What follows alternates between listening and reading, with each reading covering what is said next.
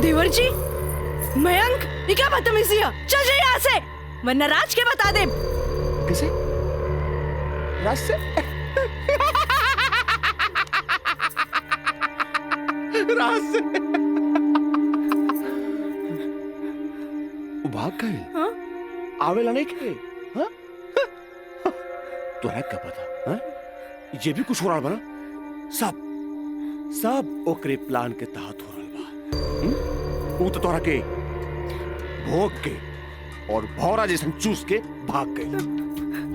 काजल, पता बा, जब तो के पहला बार देख ली, तू पहली नजर में हमके पसंद आ गई। हाँ, हम तो के दिल से चाहे लगे।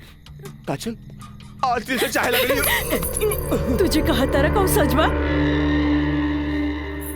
सच ना, 16 आना सच बा। ये बात हम तुझे बहुत पहले बता देती, लेकिन क्या करी, ये मेरी और मेरी हमार मुंह बन के तरस। देखा, तू गरीब, हम गरीब, हम तो क्या अपने काजल? हाँ, हमसे ब्याह कर ला, हम तो क्या अपने, हम तो क्या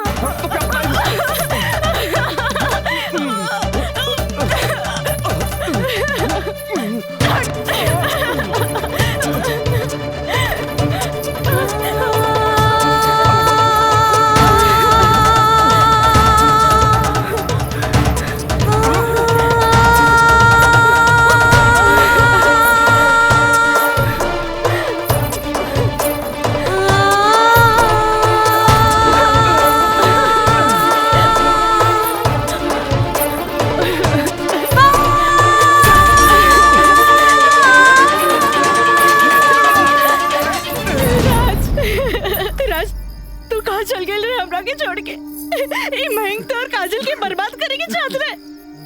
तू बोलत काहे नहीं कि राज बोली ना। हम जहाँ भी गए रही तोरा का मतलब बा, और ये मयंक वैसे भी तोरा सारा के सारा सच्चाई बता देले होई। ये हमार बदला है काजल, बदला। प्रिंसिपल से शिकायत करके ते हमरा के पुलिस और कानून के धमकी तो दिला देले रहलिस, पर अब ब्याहता बन के सुहागरात बनेले बाड़ी। एक रखे छेड़खानी और रेप के नाम तो नानू दे सकेली।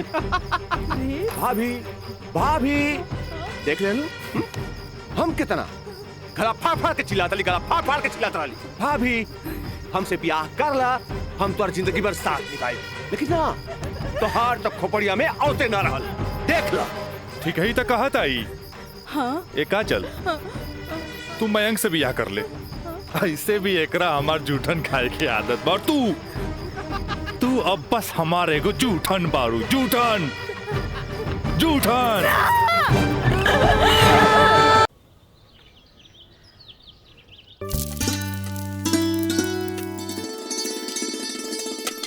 काजल, हाँ माई, बेटा तनी है बैगनवा देख तो।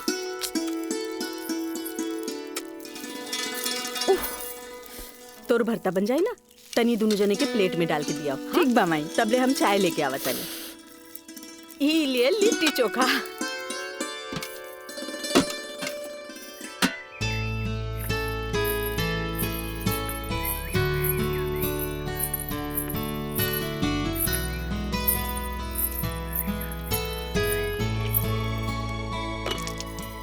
का काजल, कैसन बारू? हम ठीक बानी। नोट्स लेनी की ना? अरे कैसे ना लेती, तहरा हाथ के पंजाबियन के भी फेल करे वाला बैंगन भरता जी खाए के रहे। ठीक कहला मिथिलेश, अपने काजल के हाथ के बनावल भरता के कारण ही सगरो रिश्तेदार के आवन जावन लागल रहेला जी, वरना ये मोबाइल तो रिश्ता नाता के अलगे ही कर देला सर। जी बिल्कुल सही कहनी। काजल, हाई ला अपन नोट्स। हमार अंदाजा है कम से कम इमे से 2-3 सवाल तो जरूर आई। अरे खा भी मिथिलेश, लिट्टी ठंडा हो जात बा। जी। अब ऐसे भी 2 दिन तक लेते ही नोट्स के हाथ लगाए वाला नहीं की, काहे कि 2 दिन के बाद फ्रेंडशिप डे जो आ रहल बा। हाँ। रउआ का समझा फ्रेंडशिप डे? दे 300 रुपया। 300 रुपया? अरे काजल के फ्रेंडशिप बैंड खरीदे के बा। है आओ चलो अपना बेटी के माथा पर है फ्रेंडशिप डे काहे ना कोनो मजिस्ट्रेट से बियाह कर ले लो। अरे करम में तो पेशकार लिखल रहे तका करती हैं? काम आई। हमार बाबूजी की कम समझे लो, मजिस्ट्रेट तो आइला जाइला, बाकी हमार बाबूजी की तो सारा जिला जवार जानेला। का मितलेश बाबू? हाँ हाँ बिल्कुल ठीक कह लू। ये दोस्ती हम नहीं तोड़ेंगे दम मगर तेरा साथ ना छोड़ेंगे।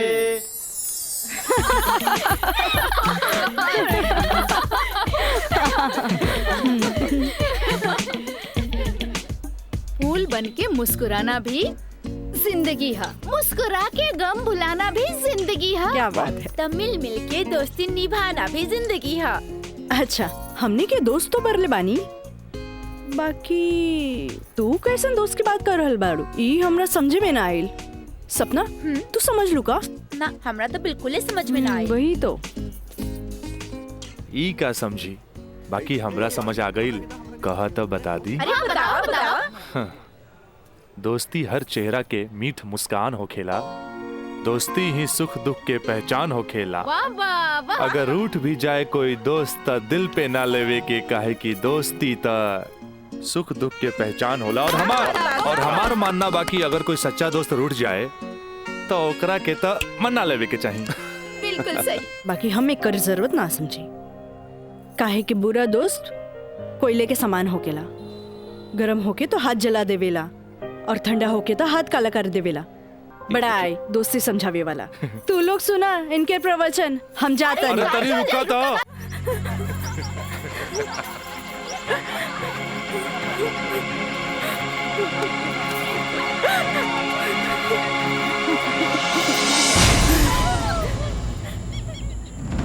ये काजल तोरा परेशान होके के जरूरत नहीं खे। खबर भेजवैनी हा राज आपते हुई। May I coming sir? Yes come in. का बात बस सर, आप उनके बोले नहीं हो? हाँ ई का सुनतानी हम हो, तोरा जैसे स्टूडेंट के वजह से ही कॉलेज के बदनामी हो जाला। को एजुकेशन के मतलब ही ना हा कि कॉलेज में कोई लड़का लड़की के छेड़खानी करे। लेकिन सर हम कुछ ना सुनने के चाहता नहीं। अब कोई ना कोई स्ट्रिक्ट डिसीजन हमरा लेवे के पड़ी। ठीक बा काजल, तू जा सकेलू। जी सर, थैंक यू। लेकिन सर हम ऐसा क्या कर देनी है कि काजल आपके लगे हमारी शिकायत लेके आ गई है? शुक्र मनावा कि वो हमारा पास आ गईली। अगर पुलिस के पास जईती त सीधे अरेस्ट हो जाता। बुझला, आजकल ऐसन कानून आ गइल बा कि एकरा में बेलो ना मिलेला, सीधे जेल होखेला। बाकी सर वहाँ और भी तो लड़का लेके रहे। हाँ अरे यह तो हम कहे के चाहत नहीं तोहरा, और भी लड़की रहे, यह लड़की के छेड़े के का जरूरत रहे? वो पेशकार के बेटी के मामला बढ़ जाइत त का होइत? तोहर बाबूजी के हम काम मुंह दिखैती। आइंदा ख्याल रखी है, तू जा सकेला। ठीक बा सर, थैंक यू। मयंक भाई बहुत टाइम लगिल प्रिंसिपल के यहाँ। अरे तो आबते हो है ना। का बात भइल? बार टाइम लागत देला? कहत रहे हाँ, ऐसन के काहे पटावेला जौन शिकायत लेके आवे, ऐसन के पटावा जौन शिकायत ना करे। तो प्रिंसिपल साहब गलत का कहत बड़ा? पता ना काजल में का देख लेले बड़ा कि वही के पीछे भागा जात बड़ा। तोहनी के ना बुझाई, हमरा ओकरे पटावे में मजा आवेला जौना के पटावल मुश्किल बा।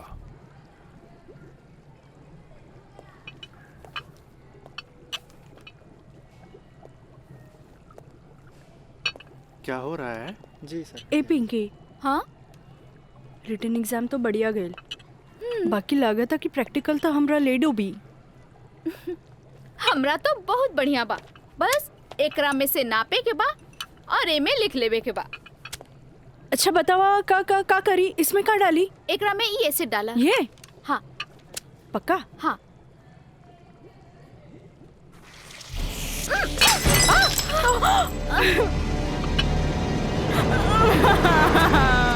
अरे Kajal Kajal, where are you going? What happened?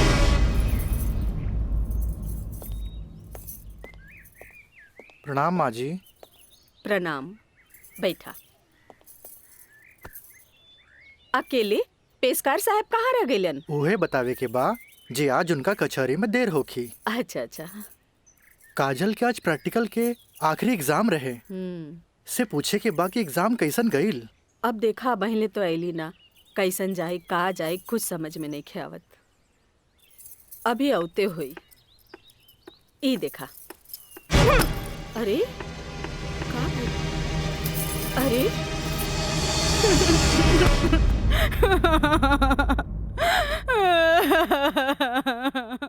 काजल, काजल, ए काजल, का भइल? अरे हमनी के अनदेखी करके यहाँ के रोवे लगलू। अरे का भइल? परीक्षा तो ठीक से गई ना? अरे बोल। प्रैक्टिकल खराब हो गए, एन वक्त में टेस्ट बुक टूट गए। हम फेल हो जाए भाई, हम फेल हो जाए। अरे का काजल, तू तो बड़ा जल्दी निराश हो जाली। अब केमिस्ट्री थ्योरी में जहाँ तक हमनी सोचले रहनी, कम से कम तोहरा के 40 मार्क्स तो मिलबे करी। अब प्रैक्टिकल में मार्क्स नहीं हो मिली तब पास होके से के रोकी। बाकी मिथिलेश बाबू, हम तो प्रैक्टिकल में छोड़ के आ गए नहीं। अरे त का भइल, इन्विजिलेटर 0 ही दिहन ना, इतना हदीर काहे होत बारू। हाँ, एग्जामिनर अगर एकरा के इशू बना ले, अब माइनस मार्किंग करें, तब बे फेल होए के बात हो सकेला। अरे तो रो रो के हलकान भैला से का पास हो जेबू। ई देखा था, जा मुँह हाथ धो, भगवान सब ठीक करिए। जा। का ठीक करिए। अरे अब कहा होई कुछ समझ में नहीं क्या, कुछ ना बुझाता हमरा के। माँ जी, अब रहुआ परेशान मत होई, एकर थ्योरी पेपर बहुते बढ़िया गईल हा। अरे तो तुहार गाइडेंस रहे तबे ना। अरे साइंस के स्टूडेंट रही त गाइड कर देनी, एमे का। त ठीक बा, अब तू ही समझावा ओकरा के। ठीक है। आई लघु हो जा चुप। भैया एक सैंडविच लाइए। हाँ हाँ ले।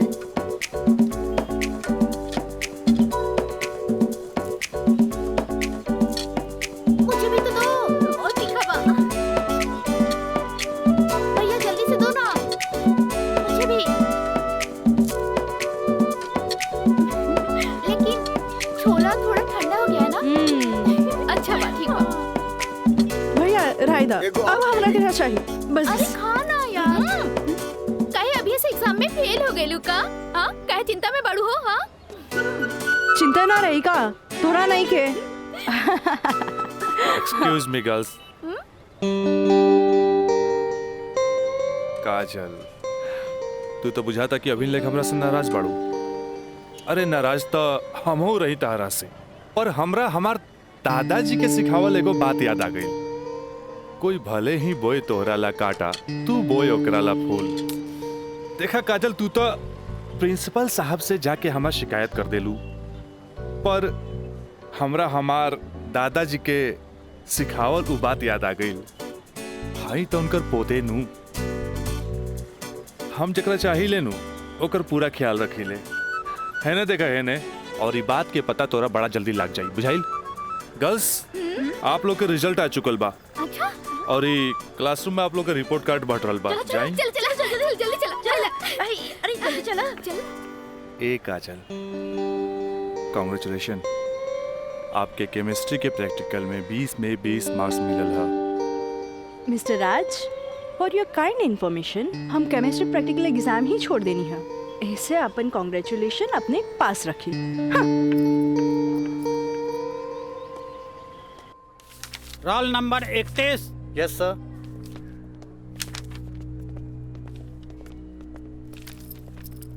Roll number 32। Thank you sir.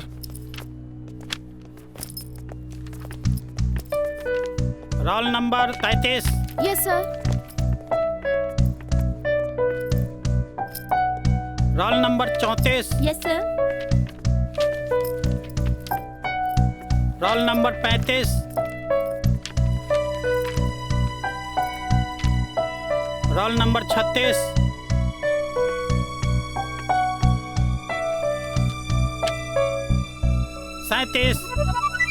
Roll number 38।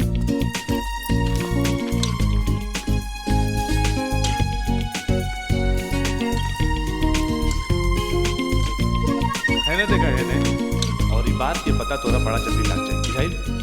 ए पिंकी पूजा, हाँ का बा? ई देख ना, हमरा के सच में केमिस्ट्री प्रैक्टिकल में 20 में से 20 मिलल। ई जरूर राज के कारनामा है। काहे कि ये इन्विजिलेटर शर्मा जी ओकर बंगले पे तो ठहरल रहलन। ओह हाय मैं मर जावा। अगर तोहरा जगह पे हम रहती ना तो राजा के तो रानी बन जाती। जा बन जा। तहरा के देख के ना एगो बात याद आ गई। इया कहे धिया धिया, धिया कहे चिया चिया। एक हवा जौन तहरा पे जान छिड़केला और एगो तू हा जौन एकरा के ठेंगा दिखावत हिया। अच्छा चला चला, हम तो परीक्षा में पास हो गए नी। ये हमरा खातिर बहुत बड़ा बात बा। पापा देखिए तो बहुत खुश हो जाइए। हाँ चला चला चला।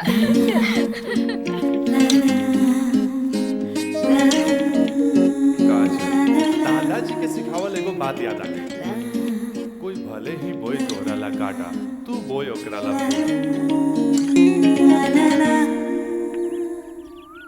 ई ले। अरे भाई अपोजिट टीम आ गई बा, हमनी के का होई? अरे आ गेल त का बैल हो, अभी तो टाइम बानू मैच में। टाइम बा त का एहिजे बैठ के टाइम पास करबा? ए जब हमनी के मैदान में जाएम नु तो देख के थर्रा जाइलो, ठीक बा? अब चला जोन होई तो मैदान में देखल जाई, उहे देखल जाई। चलो राज भाई बॉल दे। तोहनी के इतना हड़बड़ी बना तब बड़ा सन हम आवाता नहीं। चलो लोग चलो आवा।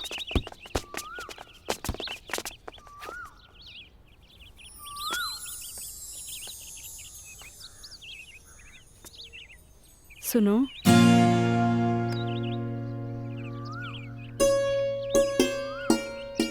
सॉरी राज, हम तोहरा के गलत समझने, लेकिन तू तो सच में दिल के राजा बाड़ा। और तू ये राजा के दिल के रानी। ए काजल, हम तारा के बहुत चाहेनी। Thanks for chemistry practical marks. WhatsApp number मिली का? व्हाट्सएप? हाँ ठीक बात, ले ली। 8291 71 7752। 8291 71 7752।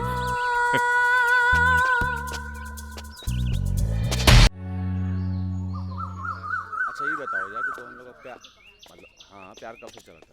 काजल बताओ ना। बाय। काजल, हम दोनों एक दूसरा से प्यार करेले, फिर भी तू हमरा से दूरी बना के काहे रहेलू? राज, हम कोनो ऐसन वैसन लड़की ना है। जब तक शादी ना होखे तब तक हमनी की दूरी बनौले रखे के चाहिए। गुड, तहारी ये आदा हमरा के निक लागेला। हैने सुना? हाँ? देखा राज, तू हमार कोनो फायदा ना उठा पाई बा। एक मिनट हम आओ तनी।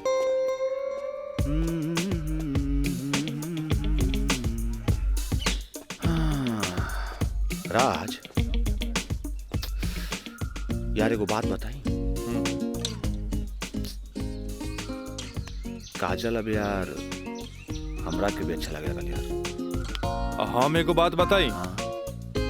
तू हंसुआ के बिया में खुरपी नियन गीत मत गो। हो तो और भाभी लागी। का लागी? भाभी। चल।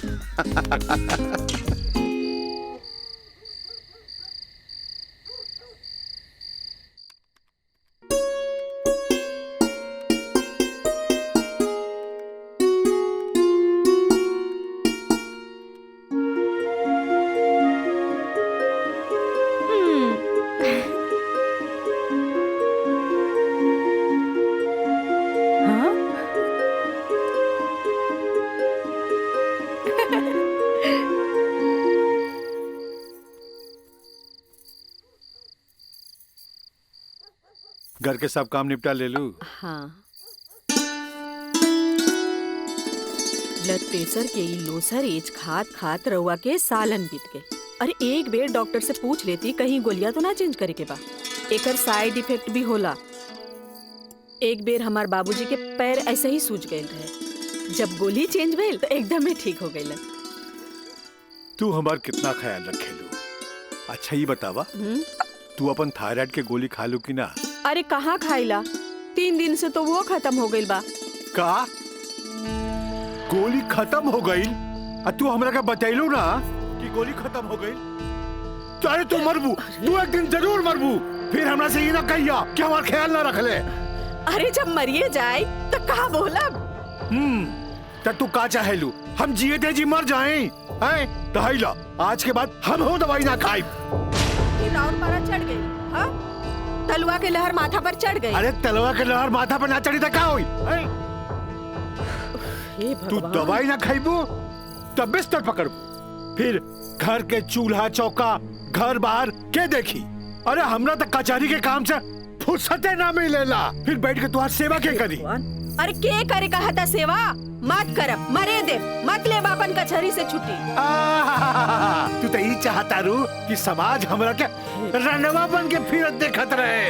हे भगवान माफ करी हमरा के। अरे तू हमरा के माफ करा। जाई। अब हमरा कोनो जुगाड़ करे के पड़ी। काजल। हाँ काजल वे के माथा चाटी। काजल, काजल जी का करता रू?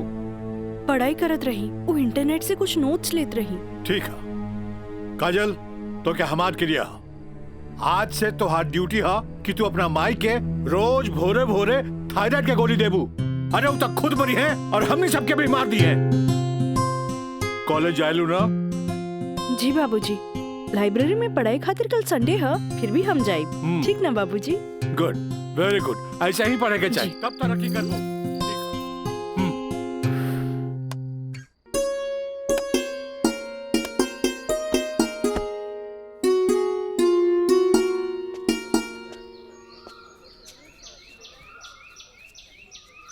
काजल। Thank you. काजल, हम दोनों एक दूसरा के बहुत चाहिए, पर जब हम हमरा फ्यूचर के बारे में सोचिले तो हम देखिले कि हमार बाप के पास बहुत दौलत बा। उनकर दौलत के संभालत संभालत हमार जिंदगी गुजर जाई। हमरा ये आम आदमी नियन नौकरी चाकरी करे के फुर्सते ना मिली। अब बस तू हमरा जिंदगी में हमार जीवन साथी बन के आ जा तो हमारी जिंदगी एकदम मजे में गुजर जाई। ए काजल, तू काहे ना अपना बाबूजी से हमरा बारे में बात करेलू? बाबूजी से? ना बाबा ना, हम ना बोल सकेनी। हमार बाबूजी बहुत गुस्सेल बाड़न। वाह भाई वाह, इकलौता बेटी भैला के बाद भी तू अपना बाबूजी से बात न करबू काहे कि वो बहुत गुस्सेल बाड़े। और इकलौता बेटा भैला के बाद भी हम अपना बाबूजी से बात ना करब काहे कि वो बहुत पैसा वाला बाड़े। ऐसा में तो हमनी के सपना धरल के धरल रह जाई। काजल, काहे ना हमनी के भाग के शादी कर ले जाओ? बिना बतैले भाग के शादी कैसे कर सकेनी? हाँ काजल, हफ्ता भर के तो बात रही। हमनी के भाग के कहीं भी शादी कर लेल जाए और ओकरा बाद अपना अपना बाबूजी के बता देहल जाई। सोचत का बाड़ू, तारा से ऊंच कूल और धनाट घर के हई। जब तू अपना बाबूजी के बतैबू नु तो ना कर पाई है। और हमहू जब हमरा बाप के बताएब कि हम भाग के शादी कर ले बानी तो नाहियो चाहते हुए भी तारा के अपना बहू के रूप में अपना ली है। ए काजल, हम तारा बिना एक पल भी ना जी सकीले। ठीक बा, हम कोशिश करो। इनु भइल बात। अब छोड़ा हमरा। बाय।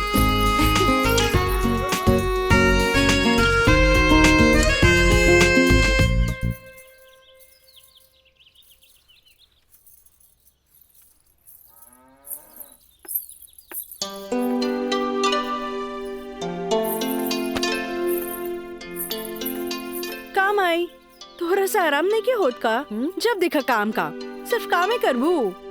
हमारा आराम के छोड़, ई बता हमरा से तोरा के का काम पड़ गई जे हमारा आराम के सोचे लगली? काम आई, हम तो हमेशा सोचनी ना माई। कॉलेज से एक हफ्ता एक्सकर्शन खातिर हमनी के हजारीबाग जाए के बा। हम डैडी से ये बात नहीं के बोल सकत, परमिशन दिला दे ना माई प्लीज। हमरा के मजौवा के समझ ले ली का? हाँ, अरे हमहू ग्रेजुएट बानी। ई होली में तोरा के कौन कॉलेज लेके जाता? वो होली तो मार्च में पड़ी, अभी तो फरवरी चल रहा बा। एक ही हफ्ता की तो बात बा माई, प्लीज माई प्लीज। अच्छा, तोर बाबूजी आज ऑफिस नहीं खे गइलन, मिथिलेश के संगे बैठल बाड़े। कौनो शादी में जाए के बाद चल कोशिश करत आ। Thank you Mai, thank you. Mithilesh, वो कहल जाला ना कि हाकिम के अगाड़ी या घोड़ा के पिछाड़ी ना रहे के चाहे हैं। मजिस्ट्रेट साहब के इकलौती बेटी के बियाह, यही से हम खुद चलता नहीं तो हम न्योता तोहरे हाथे भिजवा देती। अरे रउआ चलती तो उनको भी खुशी होत। हाँ ए जी। लेकिन हाँ? ई का कहतिया? का कहतिया? अरे कॉलेज टूर पे एक हफ्ता खातिर हजारीबाग जाए चाहतिया। ये एजुकेशनल टूर आके पिकनिक। एजुकेशनल टूर अच्छा। बोली ना। ई तो निम्मन बात हो सर। स्टूडेंट्स के बाहरी दुनिया देखल उतने जरूरी है जितना विषय के ज्ञान। ठीक है, एजुकेशनल टूर है तो मैं अलाउ करता नहीं, बाकी नो मटर गस्ती, ओनली पढ़ाई। जी पापा। ये बतावा ये सब में कितना खर्चा आई? 2-3 हजार पापा। तू हमारे से 5,000 ले ला, ठीक है? थैंक यू पापा। चला हो, तू हमरा के दिखावा कि वो न्योता के कागज तैयारी के लिए बांध देले बानी। चलो आए। मिथिलेश, हम आवत हैं, बैठो। जी सर जी।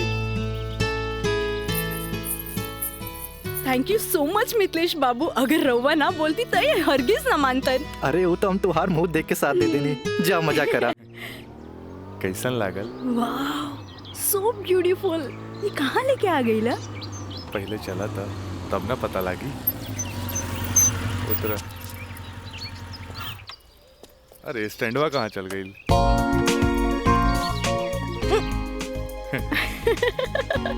बड़ा धांसू सजेले बा। हाँ चला चली। हाथ तो दा। कहाँ जाए के है? इधर।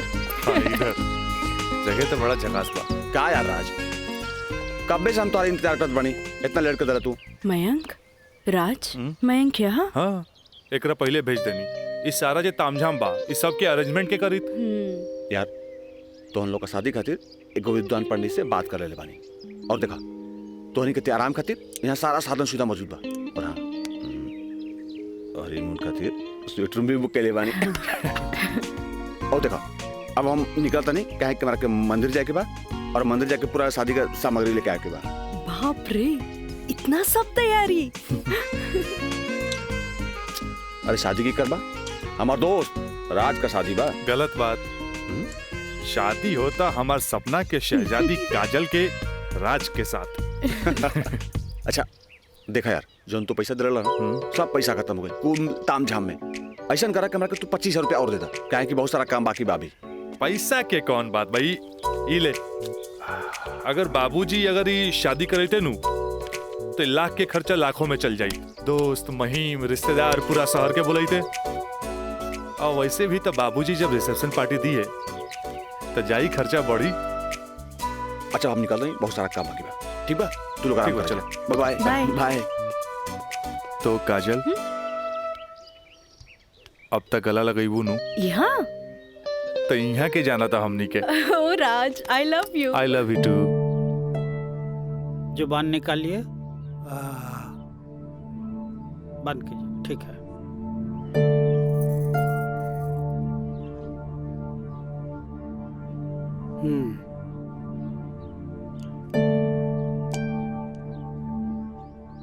सांस लीजिए और जोर से।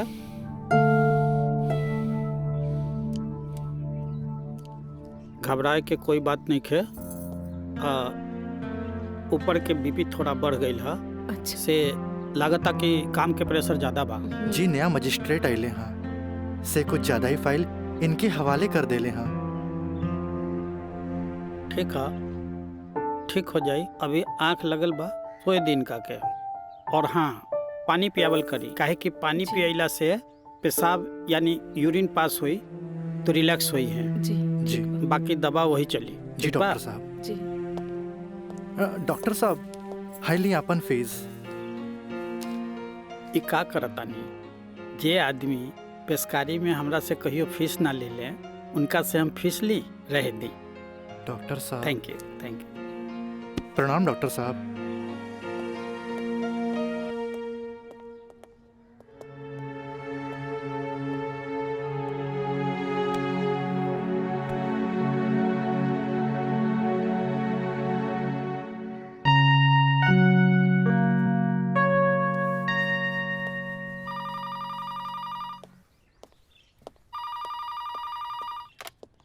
हेलो।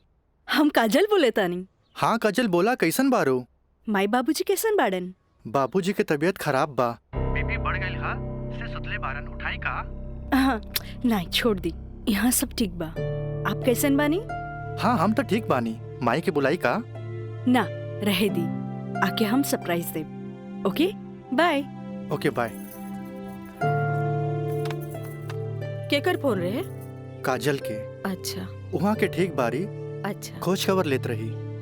अच्छा माँ जी, हम चलत तानी, सांझ के फिर से आ जाए। ठीक बा।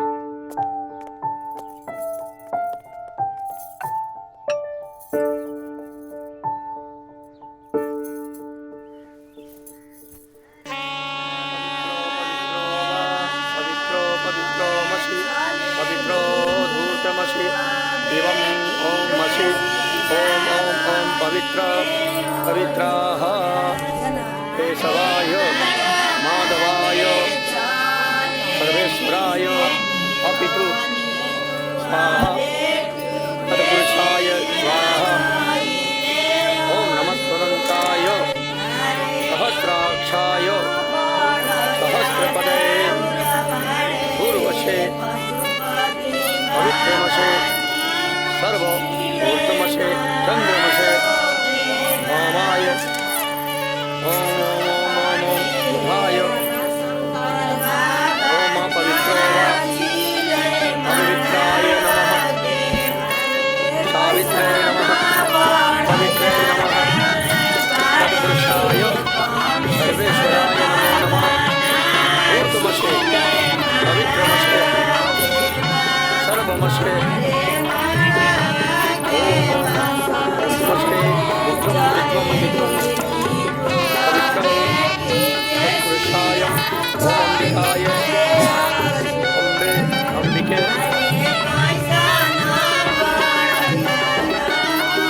राजलाय राजाय नमो नमो नमो नमो विवाह संपन्ना भवतु।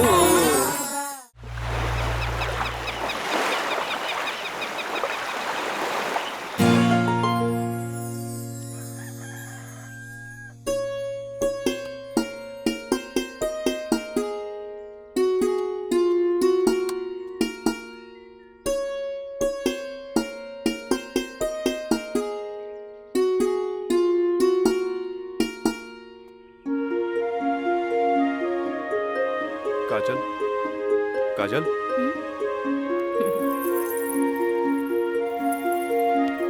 Good morning. Good morning. उठे के मन तो हमरो ना करत रहे, पर खाली सुतल रहला से जिंदगी ना नु चली। चाय ले लो। हैं? गर्मा गर्म चाय मयंक, अपने हाथ से बनेले बन। ए ए ओ कुछ ना, सिर्फ भाभी खातिर। और ई गर्मा गर्म चाय। काजल, इस शादी ब्याह में कुछ ज्यादा खर्चा हो गई। हमरा घरे जाए के पड़ी। वो कहा कि अपने बाप से कुछ पैसा भी ले ले और उनका के इस शादी ब्याह के बारे में बता के पटा भी ले। आखिर तेहरा के ले जाके उनका आशीर्वाद भी तो दिलावे के बा। लेकिन तबले हम कहाँ रहब? अरे यहाँ रहबू, तहारी देवर बानू मयंक। हाँ? का मयंक, भाभी का ख्याल रखबे ना? बिल्कुल बिल्कुल ख्याल रखब। ये ले पैसा। अरे और वाह। यहाँ के सब बिल उल चुका दिए। बिल्कुल भाभी, टेंशन ले लेगा, कोनो जरूरत नहीं के। हम बगल वाला कमरा में बाड़ी। और हाँ, तू चाय पी के फटाफट फ्रेश हो जा और जो खाए पिए कोई ऑर्डर दे दिया। ठीक ठीक बा। और हम रात के छोड़ के यूं आवता नहीं। तू चल, हम आवता नहीं। चल। ए काजल, अरे हेने आवा। कल साझे लिख के तो बात बा, हम यूं गई नहीं यूं आई नहीं। और वैसे भी अब तहरा बिना हमार मन कहाँ लागी। अब जाई भी और जल्दी आई। ठीक बा।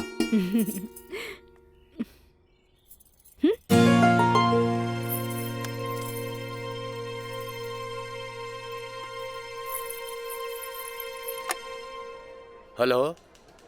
हाँ, अरे देख रही हो कि मैं ऑफिस में हूँ, कितना काम पड़ा है, कितनी फाइलें पड़ी हैं, और तुम हो कि ये ले आइएगा वो ले आइएगा। हद कर दिया तुमने यार।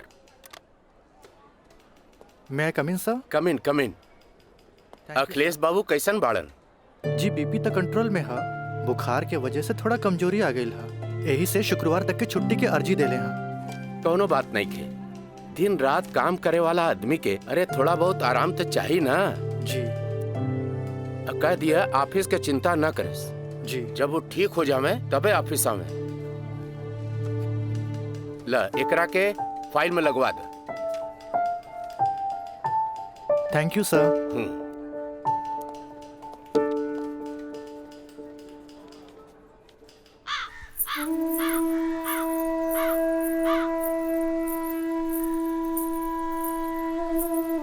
अरे भाभी आइए बेटी।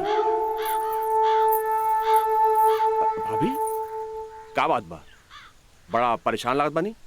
हम राज के फोन लगा लगा के थक गए नहीं। कभी डेड टोन मिले था तो कभी आउट ऑफ कवरेज एरिया। तोरा पास उनकर कोनो लैंडलाइन नंबर बा? ना भाभी, और हम उनका दूर नंबर पे फोन लगा के थक के हार के बैठ गई। हैरानी की बात तो ये बाकी कि गईला के बाद ना कोनो खबर, ना कोनो कॉल, ना कोनो मैसेज। भाभी तू टेंशन मत ले, हम अपने को दोस्त के भेजले बानी और जैसे ही खबर मिला था सबसे पहले हम तोरा के बताई। ठीक बा, हम अपन कमरे में बानी। अरे भाभी घबराए कोनो बात नहीं की, हम बानी ना।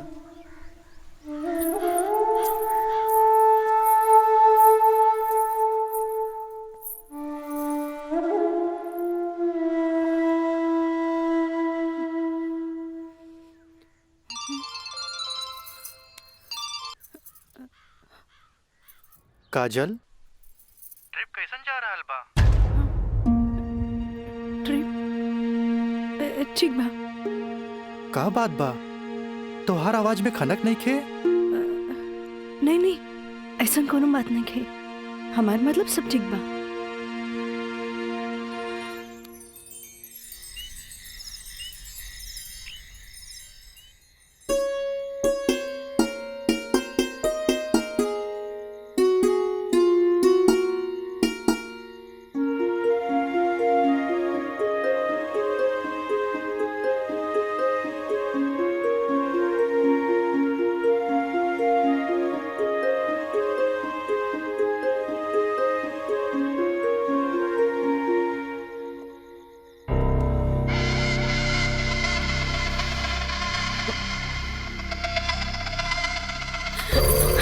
देवर जी, मयंक, ये क्या बदतमीजी है? चल जाइए यहाँ से, वरना राज के बता दे। किसे? राज से?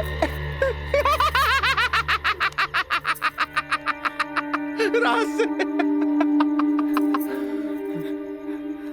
वो भाग गए? हाँ?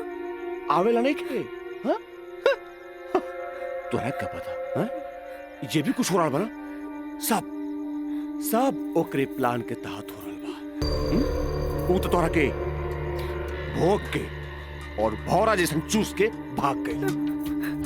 काजल, पता बा, जब तो के पहला बार देख ली तो पहली नजर में हमके पसंद आ गई। और हम तो के दिल से चाहे लगे। काजल, आज दिल से चाहे लगे। तुझे कहा तारा कौन सच बा? सच ना, 16 आना सच बा। ये बात हम तुझसे बहुत पहले बता दी थी, लेकिन क्या करी, ये मेरी और मेरी हमार मुंह बन के तरस। देखा, तू गरीब, हम गरीब, हम तो क्या अपने काजल? हाँ, हमसे ब्याह कर ला, हम तो क्या अपने, हम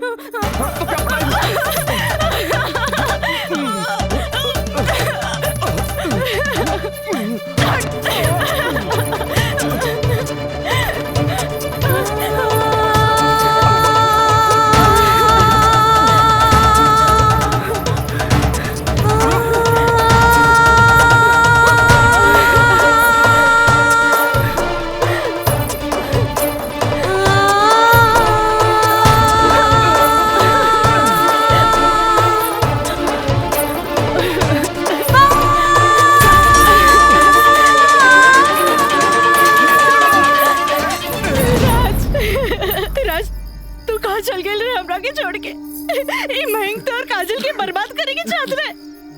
तू बोलत काहे नहीं कि राज बोली ना। हम जहाँ भी गए रही, तोरा का मतलब बा? और ये मयंक वैसे भी तोरा सारा के सारा सच्चाई बता देले होई। ये हमार बदला है काजल, बदला।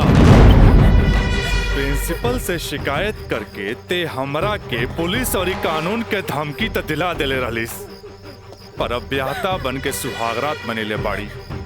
एक के छेड़खानी और रेप के नाम द नानू दे सकेली। भाभी भाभी देख ले लो, हम कितना गला फाड़ फाड़ के चिल्लाता ली, गला फाड़ फाड़ के चिल्लाता रही। भाभी हमसे ब्याह कर ला, हम तुम्हारी जिंदगी भर साथ निभाए, लेकिन ना तोहार तो खोपड़िया में औते ना रहल। देख ला। ठीक है ही तो कहत आई। हाँ ए काजल, तू मयंक से ब्याह कर ले, ऐसे भी एकरा हमार जूठन खाए की आदत बा। तू अब बस हमारे को जूठन बारू, जूठन जूठन।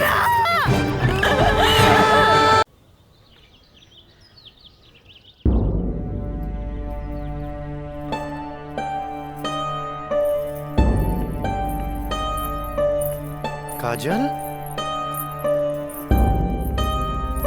काजल, का भइल माई बाबूजी के? अरे ये ठीक बाड़न, दवाई खा के सुतल बाड़न। रुका हम उठा देता नहीं। ना माई, रह दे, आराम करी दे।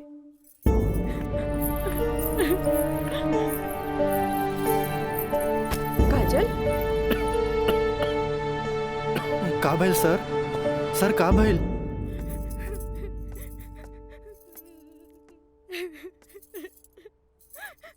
काजल,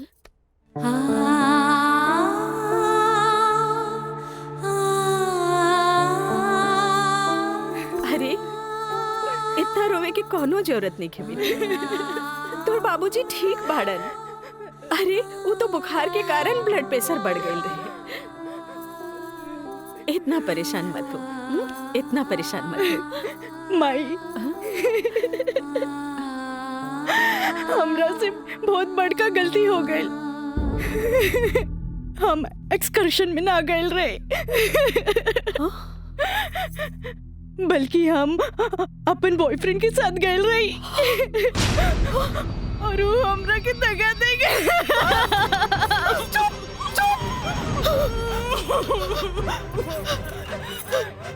सच सच बता, सच सच बता, का भाई तू ठीक तो बाड़ी ना? तू ठीक तो बाड़ी ना?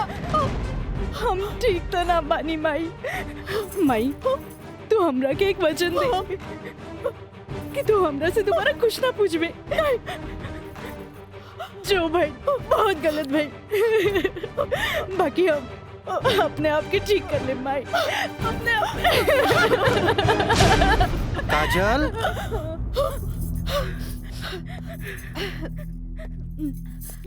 काजल, बाबूजी तोरा के बुलावत आ रहे। चल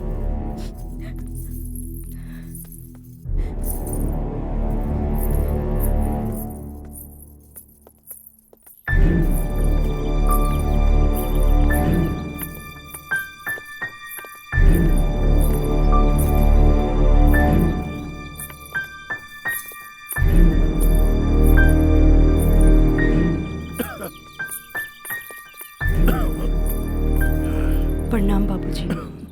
अब तबीयत कैसन बा? आ गइलू बेटा? ठीक है बा। तू बतावा तो ट्रिप कैसन रहा, और अब आगे पढ़े के का प्लान बा बेटा?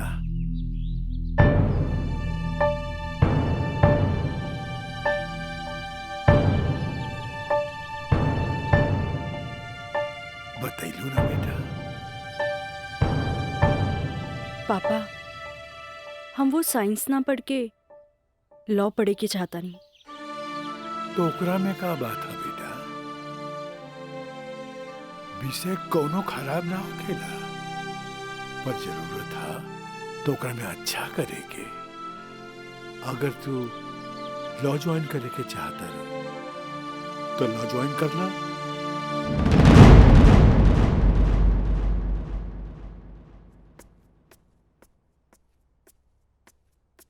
का काजल बेटिया, तबीयत ठीक बानो?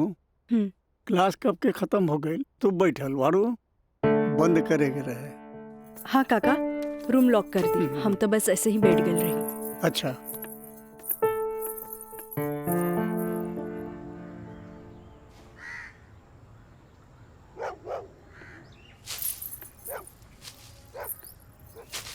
काका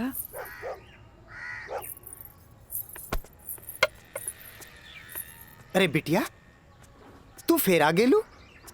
अरे हम कई साल से देख रहल बानी कि हर 3-4 महीना पर तू आ जालू, पर बिटिया राजा तोहरा से नइखे मिले चाहता।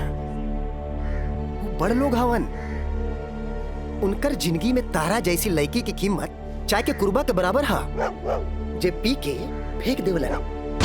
काका तोहरा का लागता कि हम एगो फेकल कुर्बा है? नहीं बिटिया नहीं, ऐसन बात नहीं की। जे हम देखिला से बताइनी बिटिया, हम उनकर घर के नमक खैले बानी, फिर भी जब जब तू आयलू हम उनका बताइनी, पर राजा बाबू है कि एक कान से सुनेला और चल जालन। पर बिटिया हम वहां के नौकर हैं, फिर भी अगर हम तहरा काम आ जाई ना तो हम अपना के बहुत खुश नसीब समझब, काहे कि तू जब जब आवे लुनू हमारा देखल नहीं जाला बिटिया। काका अब की बार उनसे कह दिया कि काजल आखिरी बार आयल रहे, एगो घड़ा रहे जेकर पानी ऊपर तक भर गई।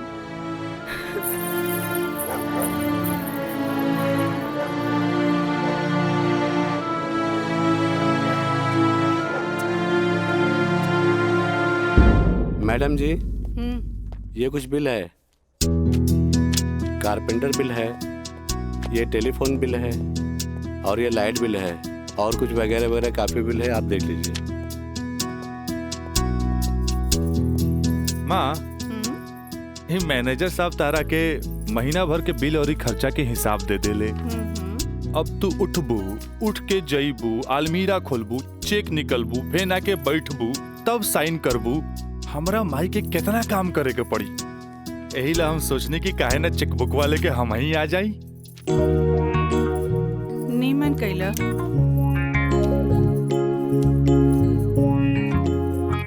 अच्छा तो तू एम्मा अपन 50,000 का चेक पहले से भर ले बाड़ा, तभी तो हम समझे कि माई के इतना मस्का काहे के। माई अब तू ही बताओ कि इतना अमीर बाप के लड़का हई तो दोस्त महीन के टाइम टू टाइम पे पार्टी तो देहे क्यों पड़ी ना, देव तो हमरा बाप के ना कट जाए की ना, का मैंने सब। बिल्कुल राजा बाबू। जी ले अपन बाप का ना कोच कर। इनू भाई हमरा दुनिया के सबसे बेस्ट माई वाला बात। Love you Mai. मैनेजर साहब। जी मैडम। इस सब रसीद आप एक साथ पूरा बिल कह के हमरा के दें, हम एक गो चेक काट देते हैं। जी मैडम। ठीक है जी मैडम। हमरा ई बात के बहुत खुशी बा कि रवा लोग हमार ग्लोबल कंपनी में इन्वेस्टमेंट करे के चाहता नहीं। ये हमरा खातिर बड़ खुशी के बात बा। बाकी हमरा भी कुछ देखे के चाहिए ना कि हम दिन दुगना रात चौगुना करके रवा लोग के पैसा लौटा दे, ताकि मार्केट में हमार साख बनल रहे। Of course. Excuse me, gentleman. बाबूजी, हाँ आप हमरा से वादा कैले रहनी कि आप हमरा नया कार किन के देब। अब हम खटारा हम ना चलाएं, बुझाइल नू? I want new car, okay? Yes, Raja is right. I am witness. Okay, I will buy car for you. Thank you, sir. हम चला तनी बाबूजी। तो ठीक बा, रवे कार खरीदा दे, बाकी राउर कार की खर्चा कंपनी के इन्वेस्टमेंट पे दिखावल जाए। ओके थैंक्स। जेपी साहब आपका बेटा तो हीरो लगता है। आखिर बेटा के करा हमरे नु, अरे यही तो उम्र में ऐश करे के।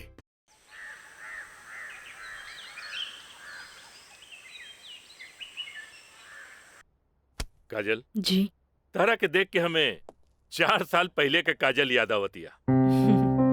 याद है तारा के मिथिलेश के साथ डरत डरत तू हमरे चेम्बर में आ ललू लॉ कॉलेज में एडमिशन खातिर हैं?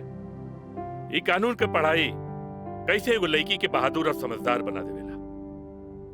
काजल हम चाहता नहीं कि पहला केस तू खुद अपने लड़ा, कैसन रहे? लेकिन सर तू घबरा मत, हम तारा बारे में केहू से कुछो न कहनी है। देखा ये वकील लोग अपने क्लाइंट का सिक्रेसी अपने साथे चिता में ले जालन। बैठा। हाँ तो केस ये है कि मुवक्किल एक गरीब लड़की है जेकरा के शादी का झांसा दे के पहले भोगल गए और बाद में जूठन की तरफ फेंक दी। वो दहेज के केस न कर सकत रहे काहे कि वो गरीब रहे। वो रेप के केस न कर सकत रहे काहे कि वो अपने घर वालन के मुंह पर कालिक न पोते के चाहते। वो प्रताड़ना का केस भी न कर सकत रहे काहे कि वो घर में कबो रहली नहीं। अब वही मुवक्किल का केस तो के लगे। अब वही गरीब लड़की का केस एक पढ़ल लिखल समझदार वकील के लड़ेगी। काजल, हमरे नजर में तू एक मर्द लड़की बाड़ू। हमें फख्र बा कि तू हमारे असिस्टेंट बाड़ू। आई एम प्राउड ऑफ यू बेटा। जी सर, थैंक यू।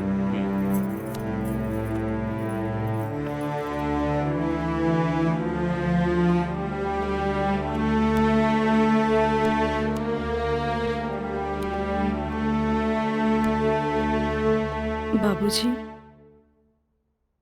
लड़की हर मोड़ पे डरत रहेली। अकेले होके तो सुनसान से डर, भीड़ में होके तो लोगन के डर, जब हवा उड़े तो दुपट्टा उड़े के डर, केहू गुरे तो ओकरा आग के डर, बचपन में माई बाप के डर, बड़ होके तो भाई से डर। सिर्फ डरत रहेली, तब तक डरत रहेली जब तक ओकरा जीवन साथी ना मिल जाए। और हमार जीवन साथी तो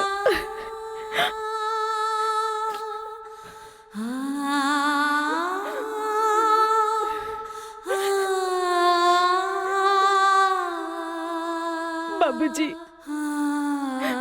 आज हमार पहला केस बा, राउर आशीर्वाद चाहिए। काजल, माई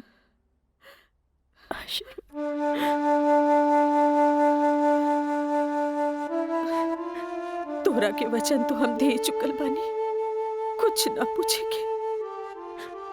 बाकी जौन काम में तू लगल बाड़ा, हमारा आशीर्वाद बा तोरा के कामयाबी हासिल हो। चल।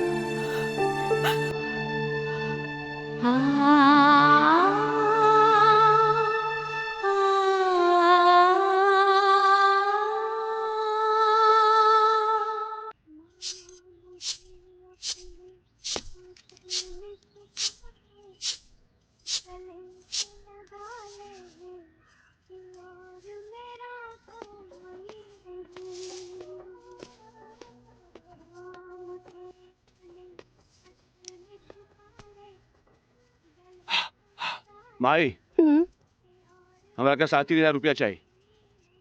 नौकरी का फार्म भरे के बाद का है वो तो हाथ दोस्त राजा वो ना करेगा तोरी मदद।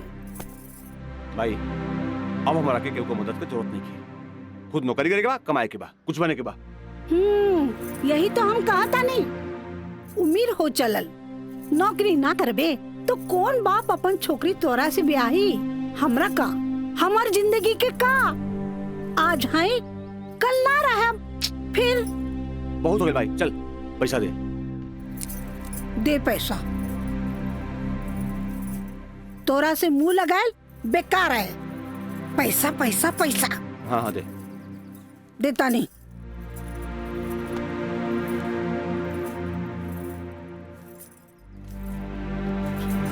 कितना? हम गिन ले ली। दे 500 और दे। ना नहीं, 500 और दे। का है? 3,500 चाहिए। देनी ना। चल आप ठीक काहे मांगता रे? चल जा, पैसा चाहिए। एक बात कही, तू दुनिया का सबसे अच्छा माई है। चल मैं चलता रही।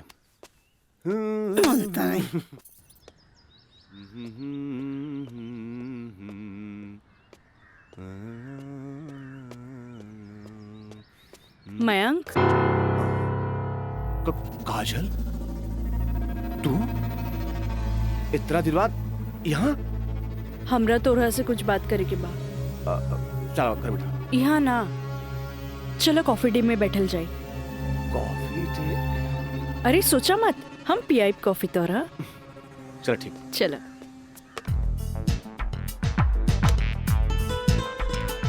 इला। Thank you. पिया ना।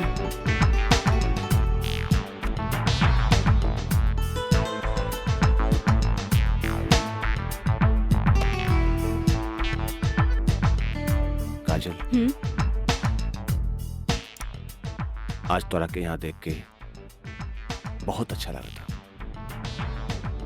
और एक बार बताई, पिछले 4 साल में कौनो ऐसा दिन ना गुजरल, कौनो ऐसा पल ना गुजरल जिसमें तुके याद ना कैलो।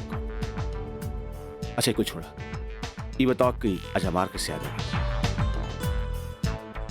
पहले हम अपन अतीत से लड़त रही, लेकिन अब हमरा लागता कि हमें सेटल हो जाए के चाहिए। बाकी तो ही बा कि के अपना ही हमरा के। अगर तुके प्रॉब्लम ना होके तो हम तोहरा के अपनाए। लेकिन हम गरीब हैं। अरे तो हम कौन अमीर बानी? हम तो गरीब बानी। हम और तू चाहिए तो अमीर हो सकत हैं। वो कैसे? हमार साथ दे के। जिंदगी भर साथ दे। ऐसे ना, प्रॉमिस करा। प्रॉमिस। चला। चला। हाँ।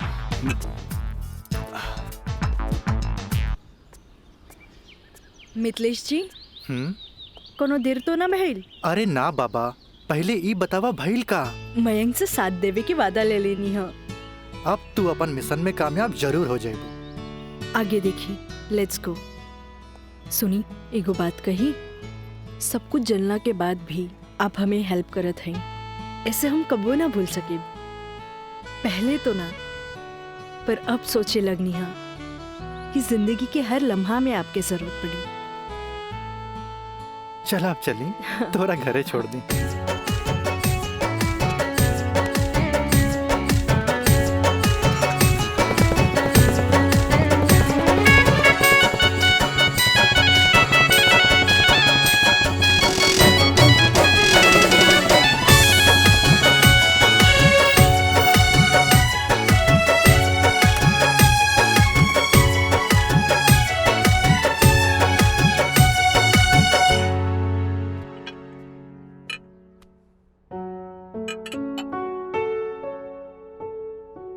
सुनी, एगो बात कही, सब कुछ जलना के बाद भी आप हमें हेल्प करत हैं, ऐसे हम कबो ना भूल सके। पहले तो ना, पर अब सोचे लगनी है कि जिंदगी के हर लम्हा में आपके जरूरत पड़ी। खाना लगा दी? ना भोला, आज तक ऐसा ही पेट भरल है। आज ना खाई बपने? ना। ठीक बा।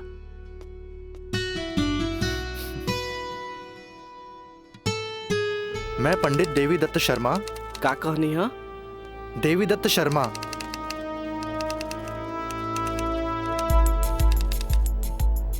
सत्रह मई के भाईल। अच्छा भैया तनी जल्दी करी, देर होता। ली। दी।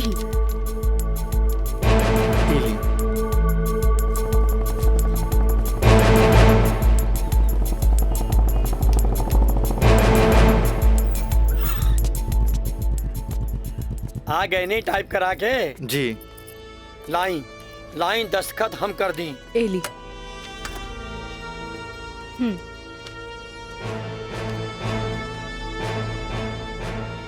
जय गणेश।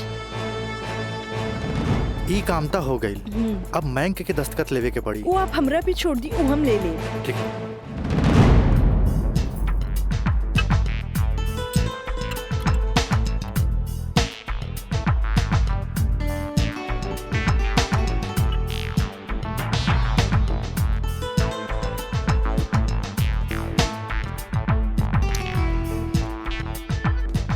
हेलो। हाय। सॉरी यार, आवे में थोड़ा लेट हो गया। अच्छा यही देखा, हम तो खातिर का लिखाइल बने। अच्छा पहले चाय पिया। इला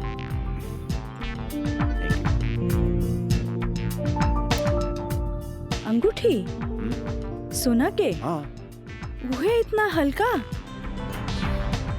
मन तो रहे कि हीरा के लेके आई थी, लेकिन का करी, पैसा का तंगी। अच्छा ई बतावा, खुशहाल जिंदगी जिए खातिर तोहरा कितना पैसा चाहिए? 20 लाख। अगर हम तोहरा पूरी 50 लाख दी तो कैसन रही? वैसे ही रही, समझ ला अनार के आंख मिल गई। तो चला फटाफट ई पेपर पे साइन कर दा। अरे पढ़ा मत, यही से हमनी करोड़पति बन जाए। हाँ, हाँ ल ठीक। डोलर भी कदम तो गिरब तो हर बहिया में ना।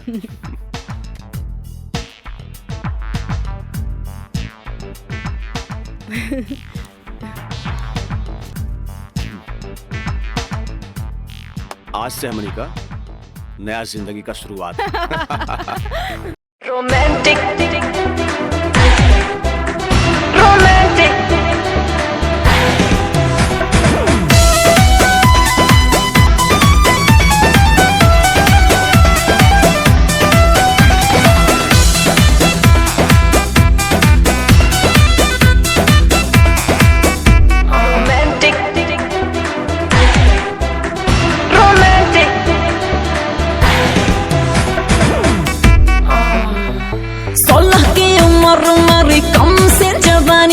खोज रही हूँ ऐसा मुंडा जो हो खानदानी।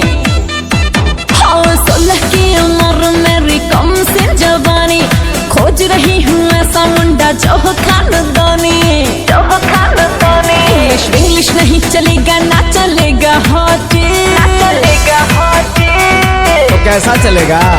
रोमांटिक रोमांटिक रोमांटिक रोमांटिक मर्द से करूंगी मैं शादी, तभी तो साले साले बढ़ेगा आबादी। रोमांटिक मर्द से करूंगी मैं शादी। मीना, मंजू, रेखा, कस्तूरी के डांस देख के कुछ समझ में आयल? अरे सरकार के देख के बाजार बदल जाला, बाजार के देख के साहूकार बदल जाला, आ घोड़ा के देख के सवार बदल जाला, शिकारी के देख के शिकार बदल जाला। ऐसे ही मेहमानों के बदले पे सत्कार के भी बदल देवे के चाहिए। अरे पहले के जमाना कुछ और रहे कि मर्द नाजो आदा पर लुट जात रहे, लेकिन अब जमाना बदल चुकल बा। आज के जमाना के मर्द सबके कमर तोड़ नाच पसंद आवेला। जितने कमर हिलेबू और सीना झटकईबू, मर्द उतने जल्द तोहार दीवाना हो जाए। दिखाओ करके। अरे ऐसे ना, ये देखो। कस्तूरी बाई, कस्तूरी बाई। चाहे नसीब चाहे नसीब तक लिया। बहुत दिन बाद तशरीफ लेनी राजा बाबू। भला ऐसे भी केहू केकरो भूल जाला? आए बैठो।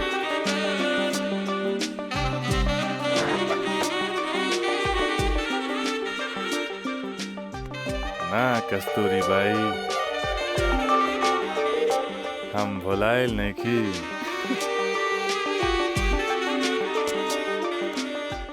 वो तो बस हमार शादी होके वाला बा, ओकरे तैयारी खातिर हम अपना माई के संगे खरीदारी में बिजी रही। फुर्सत पाते तहरा लगे आ गई नहीं। अच्छा एगो बात बतावा, कौनो बेहतरीन डांसर बा हमरा बियाह में नाचे खातिर? बानो एगो नया परिंदा बा। हाँ। मंजू, राजा बाबू का उहाँ ले जा जहाँ आज निराली का प्रोग्राम होता। आई जाए।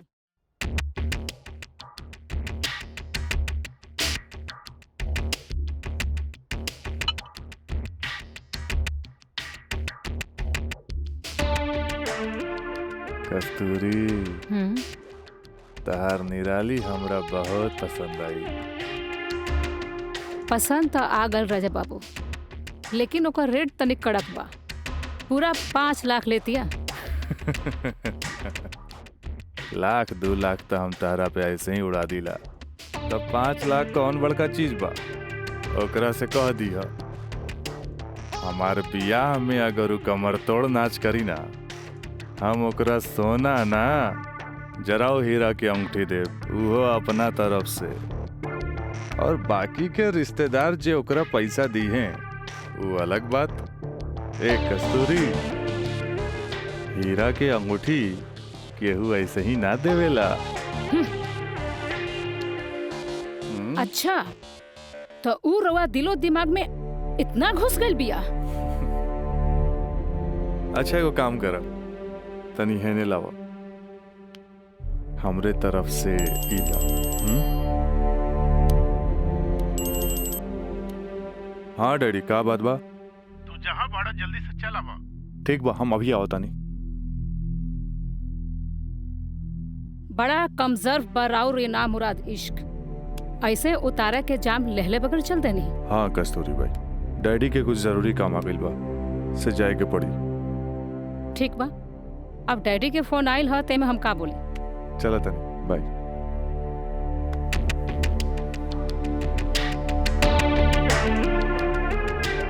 हीरा के अंगूठी तो दे गई, लेकिन तेरा दिल में गड़ल निराली के तीर निकाले के पड़ी।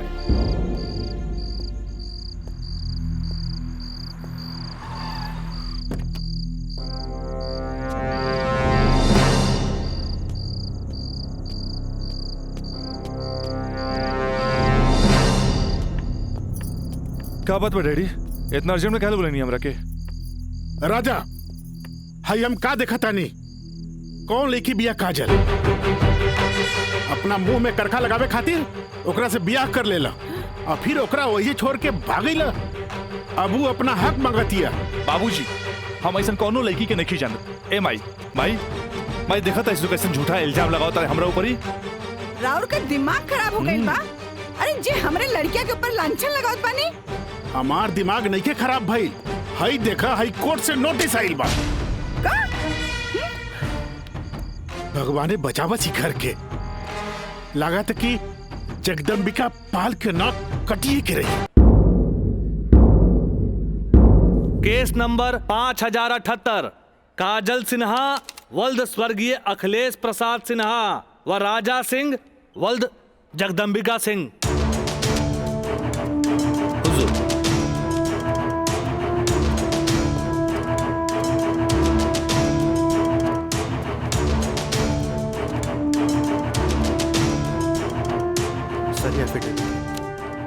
कर गवाहन के। अच्छा ठीक है, चल बेटा। मिलॉर्ड, असल में ये एक अमीर आदमी के प्रताड़ित करे वाला केस है। साथ में पढ़े वाला 2 बालिग दोस्त के आपन मर्जी से हम बिस्तर होए के केस है। I object milord. हमार फाजिल दोस्त एकदम बेकार का बात कर रहल बड़न। सच्चाई तो यही है कि हमार मुवक्किल काजल का बिया राजा के साथे बाकायदा मंदिर में भैल रहे। और यह 2 गवाहन के एफिडेविट, एगो राजा का सबसे खास दोस्त मयंक और दूसर बियाह कराए वाला पंडित। आप देख ली। 4 साल बाद हमार फाजिल दोस्त के मुवक्किल कहाँ रहले?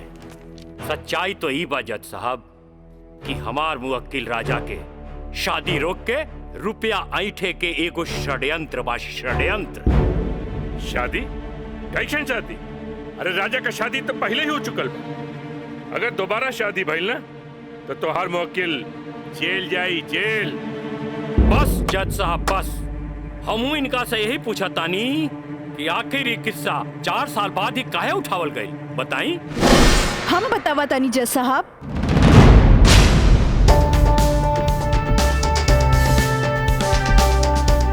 हम बताई।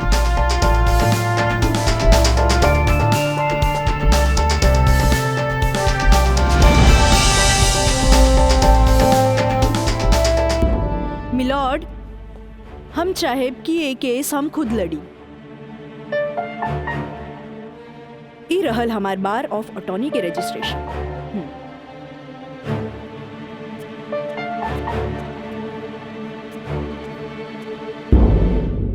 ओके, you can proceed.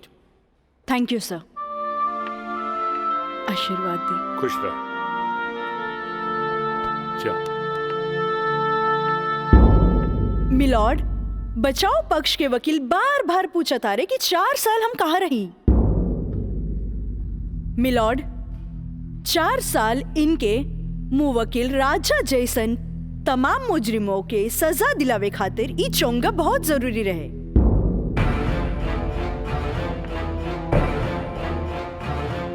Mister Haider Kazmi साहब, अब समझ में आयल कि 4 साल हम कहाँ रही कि और डिटेल बतावे के पड़ी।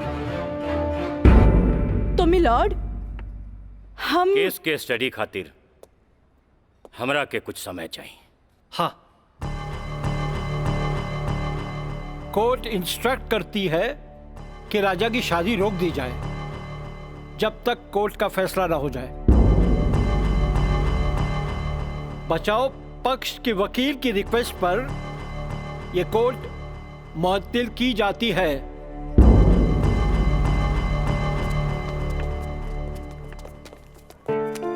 बहुत सही किया। देख के घबरा गई, तुरंत चल गया। बहुत अच्छा।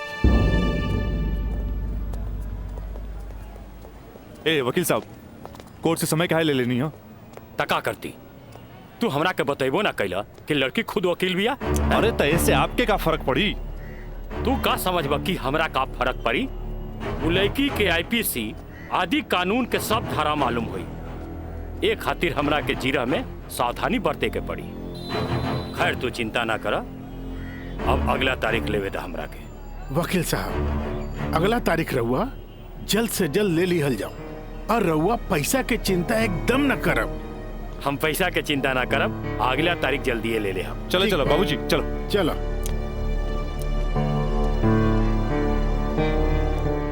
हेलो, हाँ, अब फिक्र करे के बात नहीं के। अरे तहार काम हो जाई, हम समझ गए नहीं, एकदम में समझ गए नहीं। हाँ,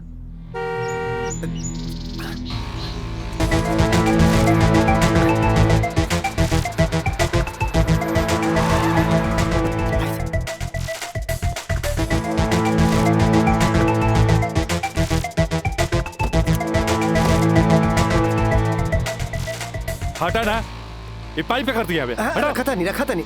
हाँ।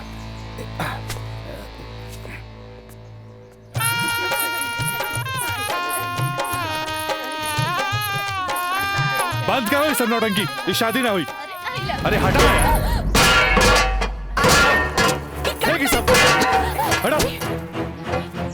अरे ऐसे ना शुभ बात काहे करता रहा? हम सही कहा था नहीं भाई, अभी भी आना हुई। अरे ही का?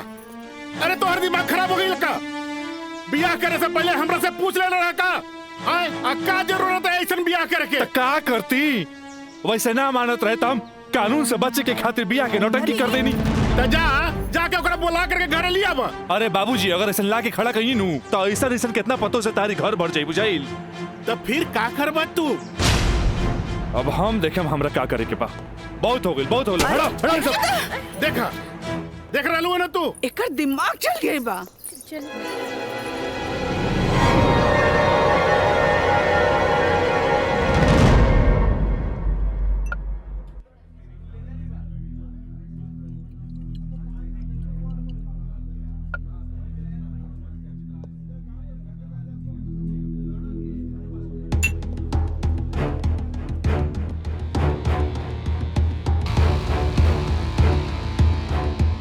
बोलो राज, का बात बा?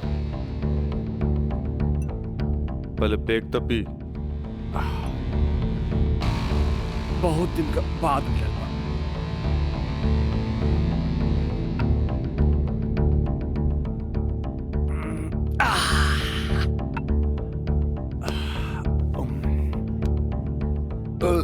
अब बतावा का बात बा?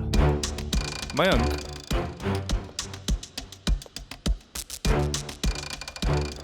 भाई तोरा अपन बयान बदले के पड़ी। एफिडेविट के बाद भी? दोस्ती खातिर।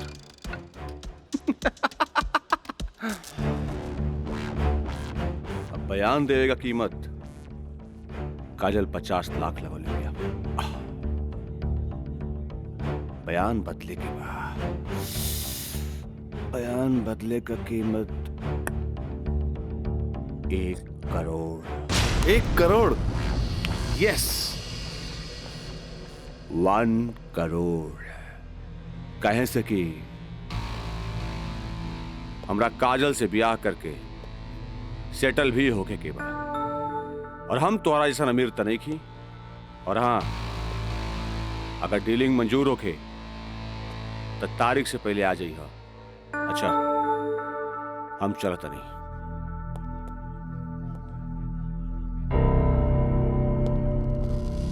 हमार बिल्ली हमरे से म्याऊं।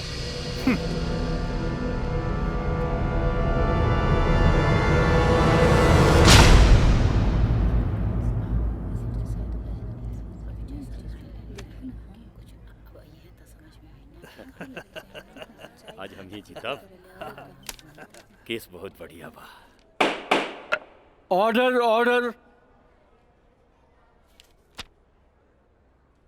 बचाव पक्ष अपनी बात रख सकते हैं।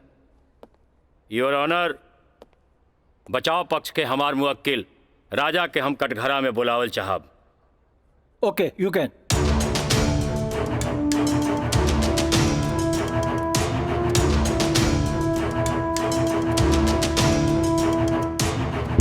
हम गीता पे हाथ रख के कसम खाता नहीं, जे भी कहब सच कहब, सच के सिवा कुछ न कहब।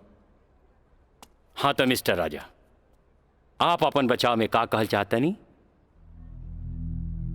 जज साहब, हम ये बात माना तानी कि हम और ये काजल कॉलेज के दिन से एक दूसरे के चाहता नहीं। अपना अपना मर्जी से हम दोनों भाग के शादी भी मंदिर में कर लेनी।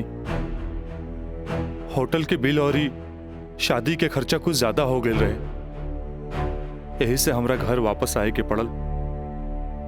पर जज साहब, हमार इरादा बिल्कुल नेक रहे। हम सोचनी कि हम घर वापस आके अपना पिताजी से कुछ पैसा भी ले लहब और उनका के शादी के बारे में कुछ सच्चाई भी बता दे। जज साहब, हम बिल्कुल निश्चिंत रहे कि काजल के देख रेख ला वहां हमार जिगरी दोस्त मयंक तो बढ़ले बा। पर जज साहब, जब हम वापस लौट के गई था वहां के नजारा देख के तो हमार होशे उड़ गई। जज साहब, हमार नई नवेली दुल्हन काजल हमारा जिगरी दोस्त मयंक के बहिया में गलबहिया खेलत रहे। I object milord.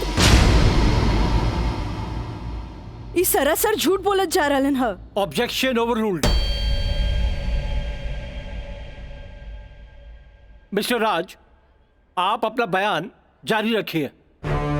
जज साहब, तब खटाक से हमारा दिमाग में एक बात याद आ गई कि कॉलेज के दिन में हमार जिगरी दोस्त मयंक हमरा से बोले रहे कि वो काजल के पसंद करेला और काजल भी ओकरा के पसंद करेली।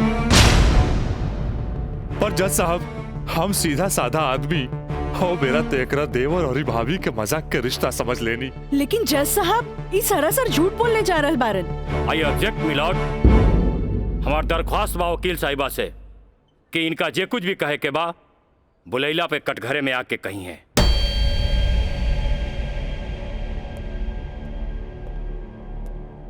आप कंटिन्यू कर सकते हैं मिस्टर राज। जज साहब, कोई भी आदमी अपना बीवी के केहू दूसरा के भैया में देखी तो ओकरा मन मस्तिष्क पर का गुजरी, ये आप अच्छे से समझ सकीले जज साहब। मिलॉर्ड, ई सरासर झूठ के पुलिंदा आपके सामने रखल जा रहल बा। कोर्ट के गुमराह करे की कोशिश करी जा रहल बा। तया पानी ना कोर्ट के सही रास्ता दिखावे वाली। अरे घबराई ना, जल्दी ही रहुओ के बयान देवे के समय मिली।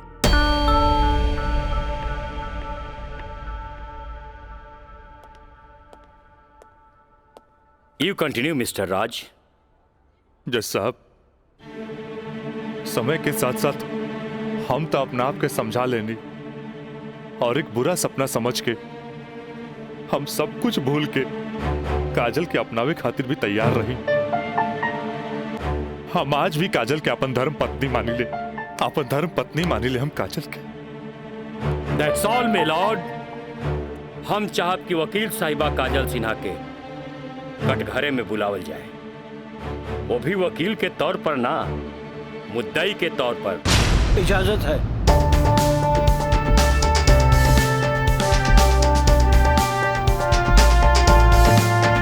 जाइए आप बैठिए। हाँ तो काजल सिन्हा जी, हम चाहत कि आपन प्रेम कहानी अपने ही जुबान से बयां करी। जज साहब, ये बात सच है कि हम रात से प्रेम करे लगनी। मतलब ई कि और पहले केहू से प्रेम करत रहनी, बाद में रात से प्रेम करे लगली?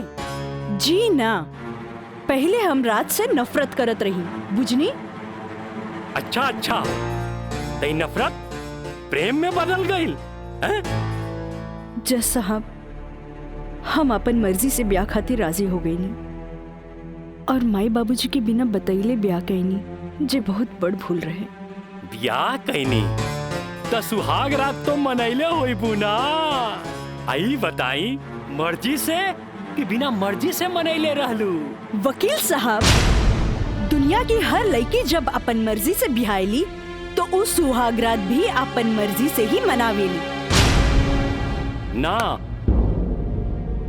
हम ए से पूछत रही कि जब सुहाग रात मनावत रहलू तब बगल के कमरा में राज के दोस्त मयंक रहलन ना? तका भइल, मयंक के हम शुरू से देवर के तौर पे देखत रही। अरे देखत भी रही कि मानत भी रही? मानत भी रही वकील साहब, मानत भी रही। जज साहब, यहाँ तक की कहानी तो महज एक कहानी बा जे हर लड़की के जीवन में आवेला। बाकी सेक्शन 420 तो यहाँ से शुरू हो गई कि एगो पति विश्वास में लेके अपन पत्नी के देवर के संगे छोड़ के चल जाला और उहे देवर अपन भाभी के इज्जत के तार तार करे में हर मुमकिन कोशिश लगा देला। बेचारी औरत कैसे भी अपन इज्जत और जान बचा के भाग चलेली और फिर पति मिल जाला और वही कहला कि जे कुछ भी भइला ओकर नाम अब तू रेप तो ना दे सकीलू, काहे कि वो शादी के बाद भइला।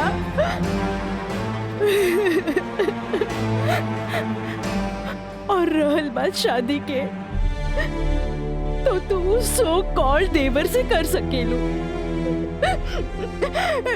काहे के ओकरा हमार झूठन खाए के आदत है। जज साहब, हमार सगरो अरमान चूर चूर कर दिहल गइल।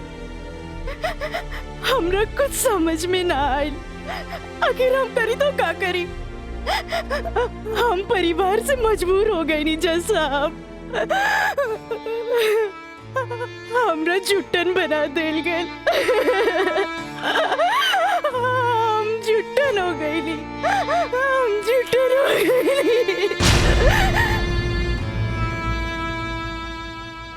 मिलॉर्ड, अब इनका मेलोड्रामा झूठ हो या साच, इससे साफ जाहिर होला ई झूठन कहां बारी।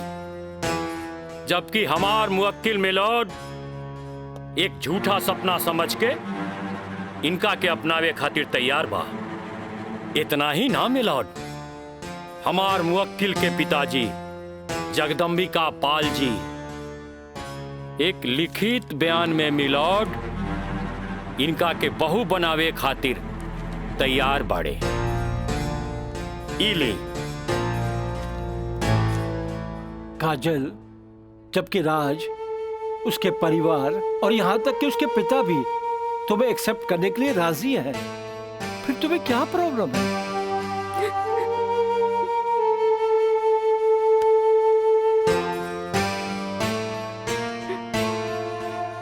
तुम बोलती क्यों नहीं हो?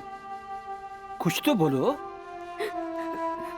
मिलॉर्ड, वहाँ मर जान के खतरा है। वाह मिलॉर्ड वाह, जौन परिवार के जिला जवान में रिस्पेक्ट बा, जौन परिवार पर आज तक कोनो क्रिमिनल केस नहीं थे, और वो परिवार के साथ इनकर जान के खतरा बा। Now picture is very clear milord. जज साहब, हम वकील साहब से ई पूछे के चाहतनी, जब इनकर मुवक्किल और उनकर पूरा परिवार वो लड़की के एक्सेप्ट करे के रेडी बा, तब उनकर घर में दूसर शादी की तैयारी काहे चलत रहे? हमरा त लागता कि इ लोग कानून के अंधा समझ के ओके बेवकूफ बनावे चलल बा। आज के लिए कोर्ट मुअत्तल की जाती है। The court is adjourned for further dates.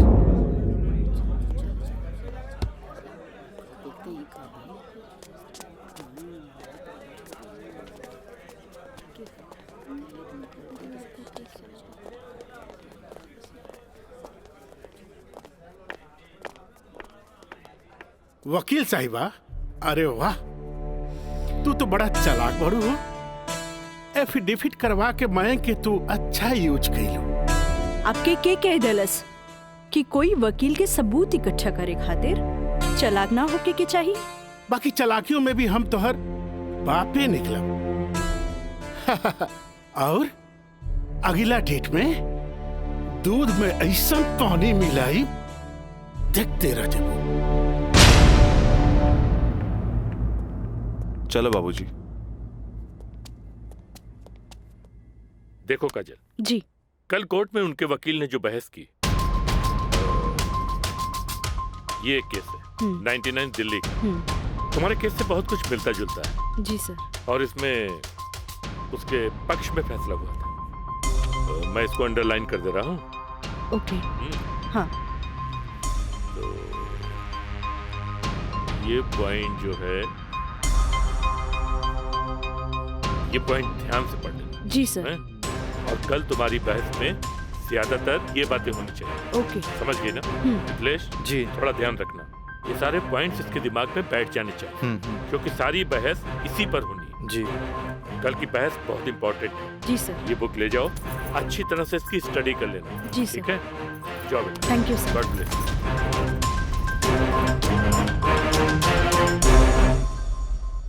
आँख कहेली कि एक नया इंसान देख ले, लेकिन दिल कहेला कि न।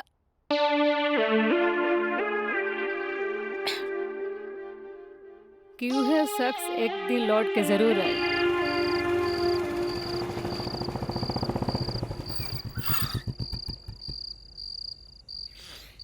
जफाव ने मारा, वफाव ने मारा।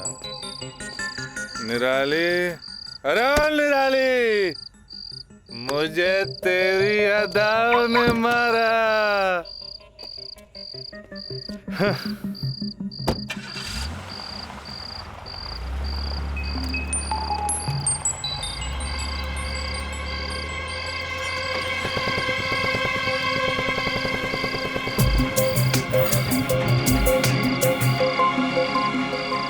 राज यहाँ प्रोस्टिट्यूट एरिया में?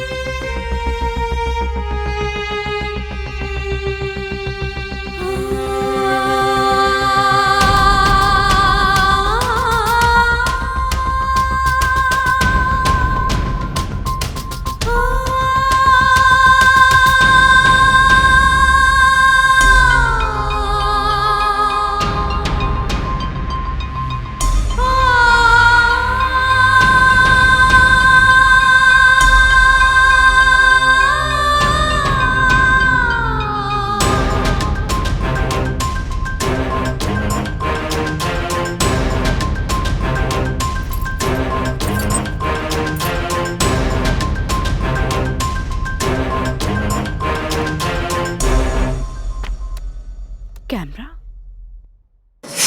अब जाए भी और जल्दी आई। ठीक बात।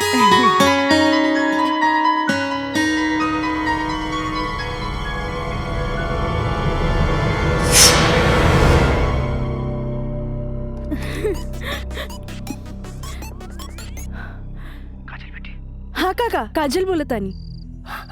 काजल बिटिया काम हो गई। का काम हो गई काका? जल्दी से 3 कोनवा पर आ जा।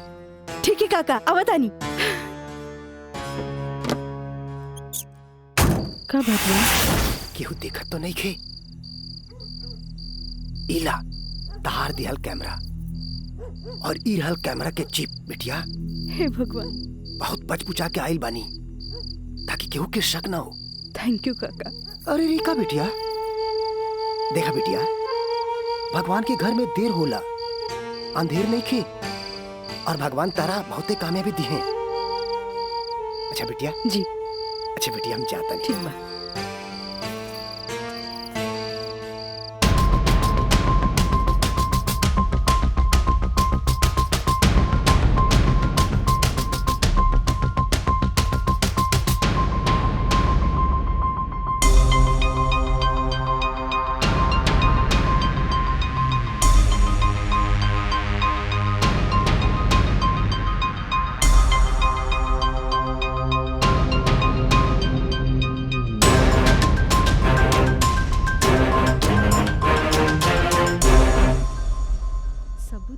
दे देनी हाँ। बाकी सर आ गए ले।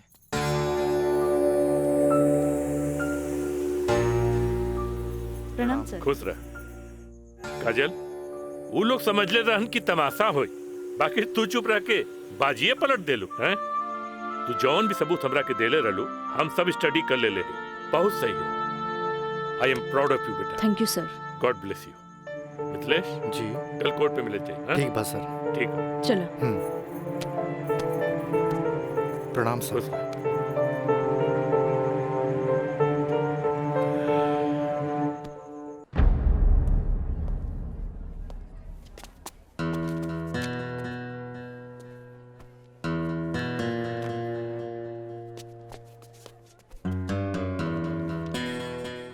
अदालत की कार्रवाई शुरू की जाए। जा बेटा।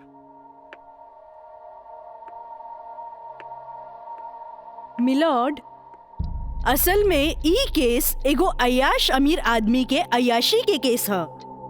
साथ में पढ़े वाली छात्रा के अपन अय्याशी के जाल में फंसा के ओकर असमत से खेले के केस है। I object milord. हमार वकील साहिबा के शायद दिमाग खराब हो गई बा जी। हमार मुवक्किल पर बेबुनियाद घटिया इल्जाम लगा रहल बाड़ी। मिलॉर्ड, जेकरा ई घटिया और बेबुनियाद इल्जाम कहतारे ओकर बुनियाद हा। हम चाहे कि इनकर मुवक्किल राजा के कटघरे में बुलावल जाए। इजाजत है।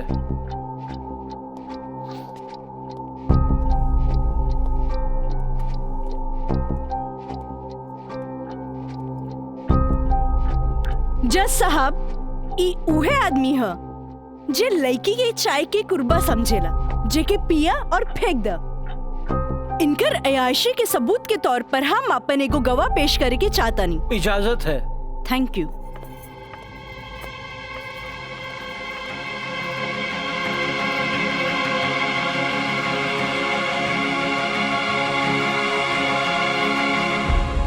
जज साहब, इस शहर के जानल मानल तवाइफ कस्तूरी बाई है। हाँ तो कस्तूरी बाई, ई जे सामने कटघरा में खड़ा बाड़न, का आप इनकरा के पहचाने ली? अरे इनकरा के कैसे ना पहचाने? ई तो हमार पुराना ग्राहक राजा हवन। Good, thank you. अब जा सकेनी। हाँ तो जज साहब। I object milord. हमार वकील साहिबा हमार पर्सनल क्लाइंट के केस के रुख के बदलल चाहता रही। आखिर केस के ई बात से का वास्ता? वास्ता हाँ जज साहब, वास्ता हाँ। जॉन परिवार के रिस्पेक्ट के गुणगान हमार वकील साहब करत आ रहल बारन, वो परिवार के एक लौता बेटा के चरित्र से वास्ता कैसे ना रही? बताइए जज साहब। अब हम अपन अगला गवाह राजा के कॉलेज के प्रिंसिपल एनके गॉड के पेश करे के चाहतनी। इजाजत है। Thank you. प्रिंसिपल श्री एनके गौड़ हाजिर हो।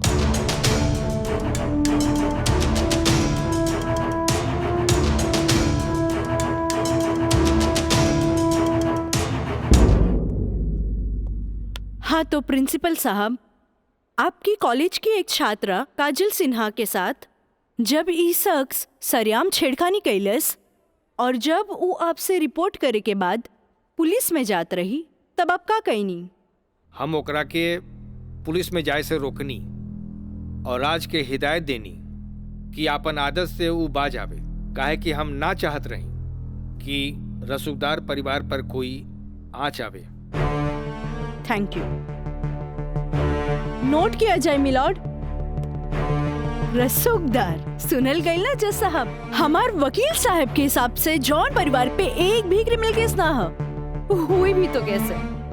खैर, अब हम सबूत के तौर पर इस रसूखदार परिवार के एक लौता बेटा के जिगरी दोस्त मिस्टर मयंक के पेश करे के चाहता नहीं। इजाजत है। गवाह मयंक हाजिर हो।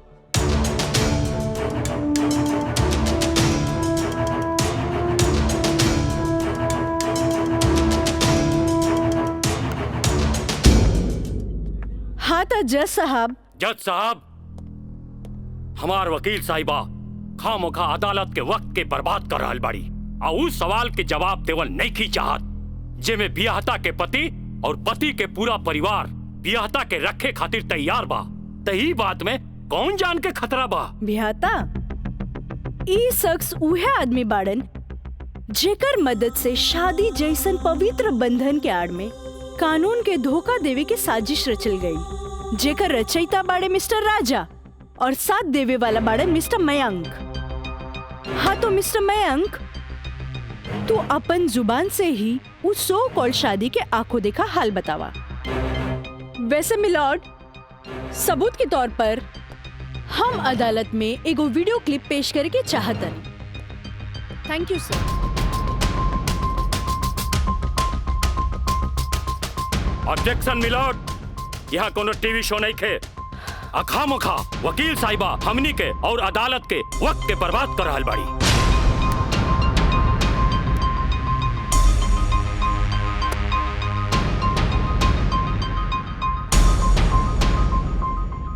जज साहब, वीडियो क्लिप में साफ दिख रहल बा कि दुल्हा दुल्हन के दाएं बाएं ना बल्कि आमने सामने बैठाल गईल ह, जे हिंदू रीति रिवाज से बिल्कुल गलत बा और ऐसे नहीं से भइल काहे कि पंडित से शादी ना करावल गई, एक बहरूपिया से पंडित के रूप धरावल गई।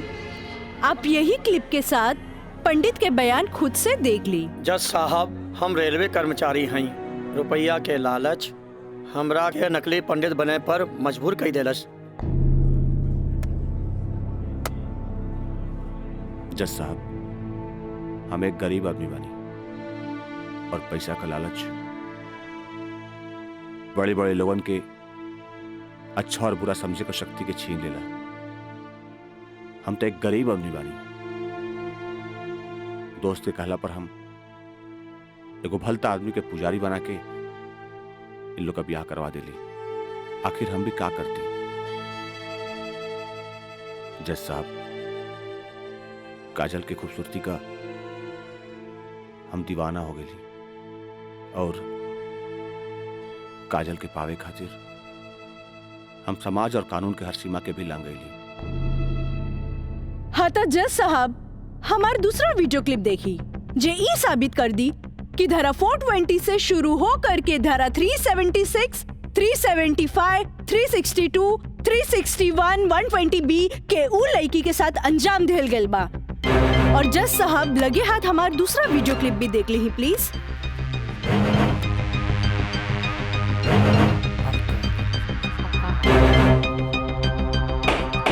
Order order.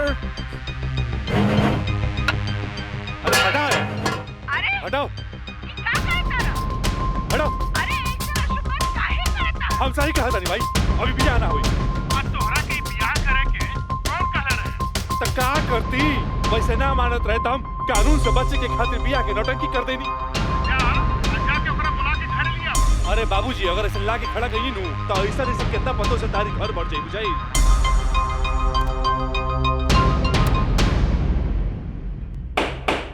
Order order.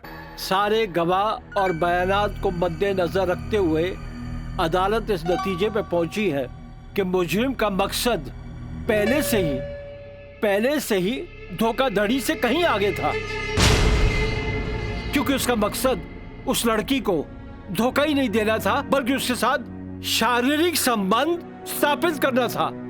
और यह भी साबित होता है कि मुलजिम ने बलात्कार को शादीशुदा जिंदगी को एक व्यवहारिक रूप देकर कानून को धोखा देने की कोशिश की है। इसलिए अदालत धारा 420 से बढ़कर इसे 376 एक रेप केस करार करती है और साथ ही महंग को इस अवैध कार्य में साथ देने के लिए धारा 120B को अदालत मुकर्रर करती है। धारा 376 के तहत मुलजिम राजा सिंह को 9 साल एवं उसके साथी महंग को धारा 120B के तहत 4 साल बामुशक्कत कारावास की सजा देती है और पंडित देवी दत्त को नौकरी से बर्खास्तगी के साथ IPC 34 एवं 120B के तहत 2 साल की सश्रम कारावास देती है। और अदालत जगदम्बिका पाल सिंह जैसे हर अमीर बाप को यह हिदायत देती है कि पुत्र के मुंह से उनके उल्टे सीधे कारनामों में बेटों का साथ न दें। और इन्हीं फैसलों के साथ अदालत आज बर्खास्त की जाती है। Thank you.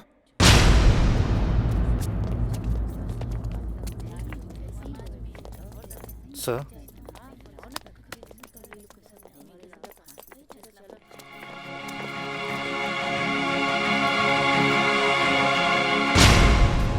ए बेटा, हम तोरा बिना हम कैसे जियब रे? ए बाबूजी, बाबूजी हम आज बात जान गए नहीं कि झूठ कितना भी ताकतवर क्यों ना होके सच के आगे हमेशा छोट पड़ जाला। एक औरत अगर अपना आदमी के बना सकेली तो वह औरत अपना आदमी के बर्बाद भी कर सकेली। बाबूजी हम कबो औरत जात की इज्जत ना कईनी, उनका के अपना पाव के जूती समझनी, पर हम भूल गए रहनी की जन धन दौलत पे हम इतना घमंड करे ले। बाबूजी वो तो एगो लक्ष्मी के रूप है। बाबूजी हमारी गलती माफी के लायक तो नहीं खे, पर हो सके तो हमरा के माफ कर दिए। बेटा, तुम्हारी पश्चाताप के आंसू में तुहार पाप सब धुल जाई रे।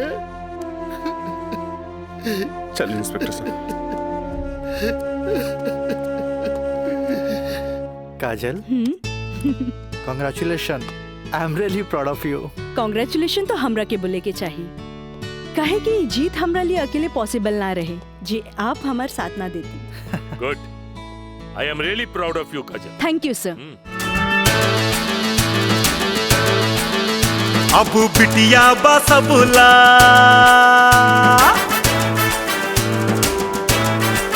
हो, अब बिटिया बसबुला अबला ना बोझ रे। आइल में का जमाना सोच भइल सोझ रे। अब बिटिया बसबुला अबला ना बोझ, आइल में का जमाना सोच भइल सोझ रे। अब कानून बाटे साथ हाथ नइखे कमजोर रे। रहे सूतल समाज बेटी कई दिहली भोर रे। अब बिटिया बसबुला अबला ना बोझ रे।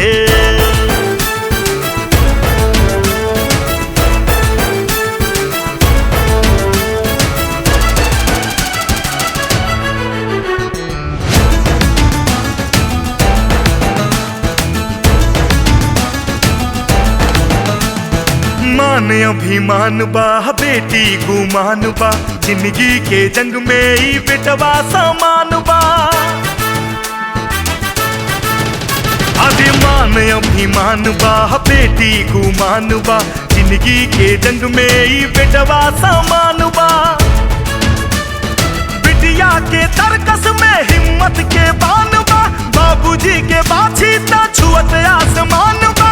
कायल बा दुनिया बा बुनिया के ओझ के, इता बड़बड़ करना मानू करा ताटे रोज रे।